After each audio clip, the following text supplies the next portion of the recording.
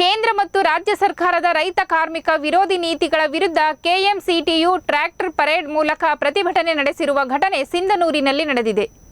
ಸಿಂಧನೂರು ನಗರದ ಯಲ್ಲಮ್ಮ ದೇವಸ್ಥಾನದಿಂದ ಎಪಿಎಂಸಿವರೆಗೆ ರೈತ ವಿರೋಧಿ ಕೃಷಿ ಕಾನೂನುಗಳ ರದ್ದತಿ ಹೋರಾಟ ಸಮಿತಿ ಹಾಗೂ ಸಂಯುಕ್ತ ಹೋರಾಟ ಕರ್ನಾಟಕ ವತಿಯಿಂದ ಜನತಾ ಗಣರಾಜ್ಯೋತ್ಸವ ಟ್ರ್ಯಾಕ್ಟರ್ ಪರೇಡ್ ಹೋರಾಟ ಮಾಡಿ ಇಲ್ಲಿಯವರೆಗೂ ಒಂದನ್ನು ಬೇಡಿಕೆಯನ್ನು ಈಡೇರಿಸದೆ ದೇಶದ ರೈತ ಸಮುದಾಯಕ್ಕೆ ದ್ರೋಹವೆಸಗಿದ್ದೀರಿ ಎಂದು ಅಸಮಾಧಾನ ವ್ಯಕ್ತಪಡಿಸಿದರು.